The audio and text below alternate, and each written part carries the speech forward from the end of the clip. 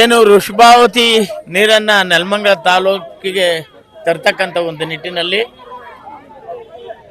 ನಮ್ಮ ಹಳ್ಳಿಯಾದ ರಾಯರಪಾಳ್ಯದಲ್ಲಿ ಪೈಪ್ಲೈನ್ ಮಾಡಬೇಕಾದ್ರೆ ಅಲ್ಲಿಯ ಎಲ್ಲ ಸುತ್ತಮುತ್ತಲಿನ ನಮ್ಮ ರೈತಾಪಿ ಜನರು ಅದನ್ನು ತಡೆ ಹಿಡಿದಿದ್ದಾರೆ.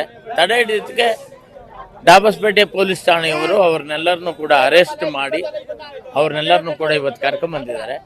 ಹಾಗಾಗಿ ಏನು ಸಮಿತಿ ಇದೆ, ನಮ್ಮ ವೃಷಭಾವತಿ ನೀರನ್ನು ತರ್ತಕ್ಕಂಥ ಹೋರಾಟದ ಸಮಿತಿ, ತಡೆಯುವ ನೀರಿನ ಸಮಿತಿ, ನಾವೆಲ್ಲರೂ ಕೂಡ ಬಂದಿದ್ದೇವೆ. ಇವತ್ತು ಈ ಡಾಬಸ್ಪೇಟೆ ಪೊಲೀಸ್ ಠಾಣೆ ಎದುರು ನಾವೆಲ್ಲರೂ ಕೂಡ ಪ್ರತಿಯೊಬ್ಬರೂ ಕೂಡ ಅದರ ಬಗ್ಗೆ ಹೋರಾಟ ಮಾಡಿ ಸರ್ಕಲ್ ಇನ್ಸ್ಪೆಕ್ಟರ್ ಆದ ರಾಜು ಅವ್ರ ಹತ್ರ ಮಾತಾಡಿ ಇವತ್ತು ಸಮಜಾಯಿಸಿ ಕೇಳಿದ್ದೇವೆ. ನಾವು ಕೂಡ ಮೆಮೊರಂಡಮ್ನ ಅವ್ರಿಗೆ ಕೊಟ್ಟಿದ್ದೇವೆ.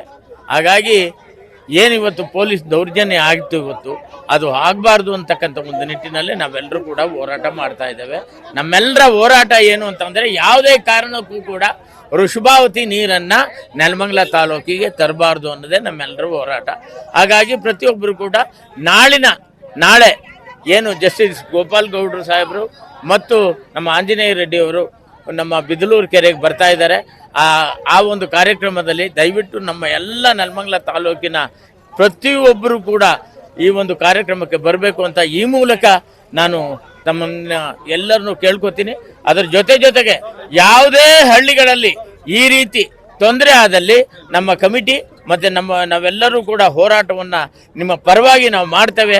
ಆ ಒಂದು ಕೆಲಸವನ್ನು ಮಾಡಿ ವೃಷಭಾವತಿಯನ್ನು ನಿಲ್ಲಿಸ್ತೇವೆ ಅಂತಕ್ಕಂಥ ಭರವಸೆಯನ್ನು ನಾವು ಕೊಡೋದಕ್ಕೆ ಇಷ್ಟಪಡ್ತೇವೆ. ನಾವು ಬಂದಿತ್ತು ಇಲ್ಲಿ ಪೊಲೀಸ್ ಸ್ಟೇಷನ್ಗೆ, ಏನಕ್ಕೆ ಹಲ್ಲೆ ಮಾಡಿದ್ರು ಅಂತ. ಇವಾಗ ಅವರೇನು ಹೇಳ್ತಾ ಇದ್ದಾರೆ, ನಾವು ಮಹಿಳೆಯವ್ರಿಗೆ ಯಾರೂ ಹೊಡೆದಿಲ್ಲ, ಅವರೇ ನೂಕರಾಡಿ ಬಂದು ನಮ್ಮನ್ನು ಪೊಲೀಸ್ನವ್ರನ್ನ ಬೈದರು ಅಂತ ಹೇಳಿದ್ರು. ಅವ್ರನ್ನ ನೋಡೋದಕ್ಕೆ ಅದಕ್ಕೆ ಕೇಳಿದಕ್ಕೆ ಅವ್ರು ಸಮಜಾಯಿಸಿ ನಮಗೆ ಕೊಟ್ಟಿದ್ದಾರೆ.